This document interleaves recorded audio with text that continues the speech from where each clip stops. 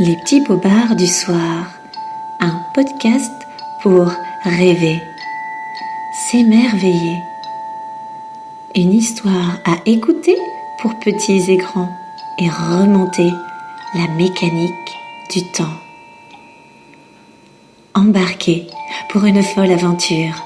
Écoutez-moi et laissez-moi vous conter les plus belles histoires cachées au fond de mes tiroirs pour vous éblouir avant de vous endormir et de fermer vos petits yeux quand s'éteignent les cieux.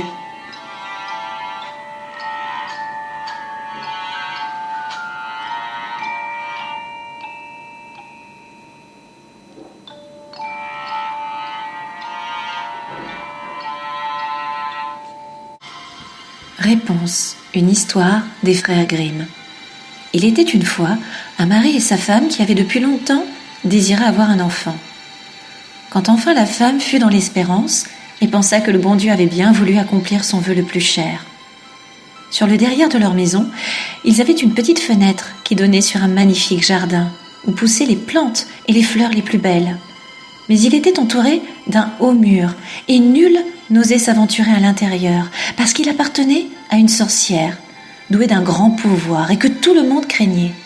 Un jour donc, que la femme se tenait à cette fenêtre et admirait le jardin en dessous, elle vit un parterre planté de superbes réponses, avec des rosettes de feuilles si vertes et si luisantes, si fraîches et si appétissantes, que l'eau lui en vint à la bouche et qu'elle rêva d'en manger une bonne salade.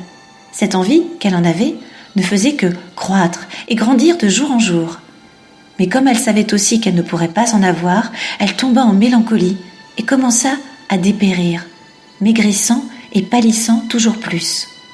En la voyant si bas, son mari s'inquiéta et lui demanda « Mais que t'arrive-t-il donc, ma chère femme ?»« Ah !» lui répondit-elle, « je vais mourir si je ne peux pas manger des réponses du jardin de derrière chez nous. » Le mari aimait fort sa femme et pensait « Plutôt que de la laisser mourir, je lui apporterai de ses réponses, quoi qu'il puisse m'en coûter. » Le jour même, après le crépuscule, il escalada le mur du jardin de la sorcière et prit en toute hâte une pleine main de réponses qu'il rapporta à son épouse. La femme s'en prépara immédiatement une salade qu'elle mangea avec une grande avidité. Mais c'était si bon et cela lui avait tellement plu que le lendemain, au lieu que son envie fût satisfaite, elle avait triplé. Et pour la calmer, il fallut absolument que son mari retournât encore une fois dans le jardin. Au crépuscule donc, il fit comme la veille, mais quand il sauta du mur dans le jardin, il se figea d'effroi, car la sorcière était devant lui. « Quelle audace de t'introduire dans mon jardin comme un voleur !» lui dit-elle avec un regard furibond, « et de venir me voler mes réponses, tu vas voir ce qu'il va t'en coûter. »« Oh !» supplia-t-il, « ne voulez-vous pas user de clémence et préférer miséricorde à justice ? Si je l'ai fait, si je me suis décidée à le faire, c'est que j'étais forcée. Ma femme a vu vos réponses par notre petite fenêtre, et elle a été prise d'une telle envie d'en manger qu'elle serait morte si elle n'en avait pas eu. » La sorcière fit taire sa fureur et lui dit « Si c'est comme tu le prétends, je veux bien te permettre d'emporter autant de réponses que tu voudras, mais à une condition, c'est que tu me donnes l'enfant que ta femme va mettre au monde.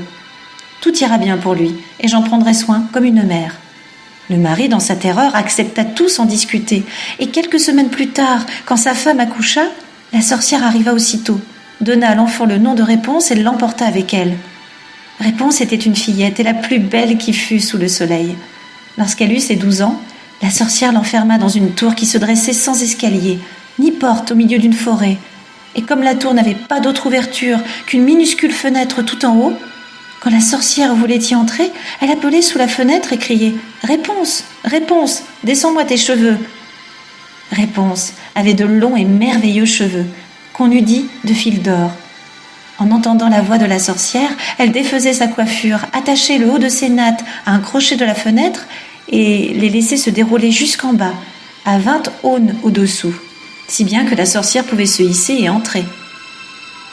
Quelques années plus tard, il advint qu'un fils de roi qui chevauchait dans la forêt passa près de la tour et entendit un chant si adorable qu'il s'arrêta pour écouter.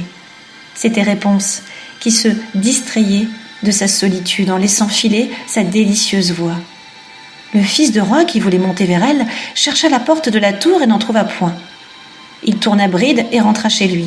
mais le chant l'avait si fort bouleversé et ému dans son cœur qu'il ne pouvait plus laisser passer un jour sans chevaucher dans la forêt pour revenir à la tour et écouter.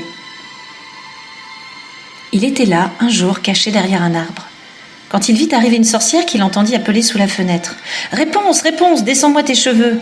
Alors Réponse laissa se dérouler ses nattes, et la sorcière grimpa. « Si c'est là l'escalier par lequel on monte, je veux aussi tenter ma chance, » se dit-il. Et le lendemain, quand il commença à faire sombre, il alla au pied de la tour et appela « Réponse, Réponse, descends-moi tes cheveux !» Les nattes se déroulèrent aussitôt, et le fils de roi monta. Sur le premier moment, Réponse fut très épouvantée en voyant qu'un homme était entré chez elle. Un homme comme elle n'en avait jamais vu, mais il se mit à lui parler gentiment et à lui raconter combien son cœur avait été touché quand il l'avait entendu chanter, et qu'il n'avait plus eu de repos tant qu'il ne l'eut vue en personne.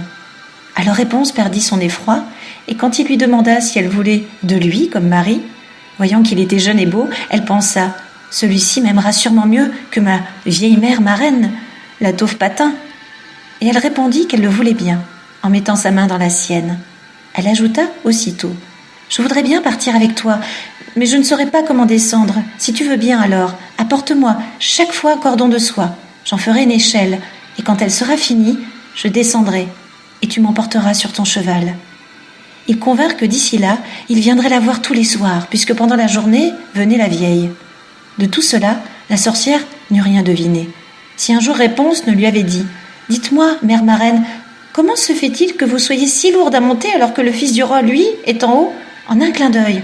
« Ah, scélérate, qu'est-ce que j'entends ?» s'exclama la sorcière. « Moi qui croyais t'avoir isolée du monde entier, et tu m'as pourtant flouée. » Dans la fureur de sa colère, elle empoigna les beaux cheveux de Réponse et les serra dans sa main gauche. En les tournant une fois ou deux, attrapa des ciseaux de sa main droite et cric, crac, les belles nattes tombaient par terre. Mais si impitoyable était sa cruauté, qu'elle s'en alla déposer Réponse dans une solitude désertique, où elle l'abandonna à une existence misérable et pleine de détresse. Ce même jour encore, elle revint attacher solidement les nattes au crochet de la fenêtre, et vers le soir, quand le fils de roi arriva et appela « Réponse, Réponse, descends-moi tes cheveux !» La sorcière laissa se dérouler les nattes, jusqu'en bas. Le fils de roi y monta, mais ce ne fut pas sa bien-aimée Réponse qu'il trouva en haut, c'était la vieille sorcière qui le fixait d'un regard féroce et empoisonné. « Ah ah, ricana-t-elle, tu viens chercher la dame de ton cœur, mais le bel oiseau n'est plus au nid et il ne chante plus. Le châle l'a emporté. Comme il va maintenant te crever les yeux, pour toi Réponse est perdue, tu ne la verras jamais plus. » Déchiré de douleur et affolé de désespoir, le fils de roi sauta par la fenêtre du haut de la tour. Il ne se tua pas, mais s'il sauva sa vie, il perdit les yeux en tombant au milieu des épines. Et il erra désormais aveugle dans la forêt, se nourrissant de fruits sauvages et de racines, pleurant et se lamentant sans cesse sur la perte de sa femme bien-aimée. Le malheureux erra ainsi pendant quelques années, aveugle et misérable, jusqu'au jour que ses pas tâtonnants l'amenèrent dans la solitude où Réponse vivait elle-même, misérablement, avec les 2 jumeaux qu'elle avait mis au monde, un garçon et une fille. Il avait entendu une voix qui lui sembla connaître, et tout en tâtonnant, il s'avança vers elle. Réponse le reconnut alors et lui sauta au cou en pleurant. 2 de ses larmes ayant touché ses yeux, le fils de roi recouvra complètement la vue.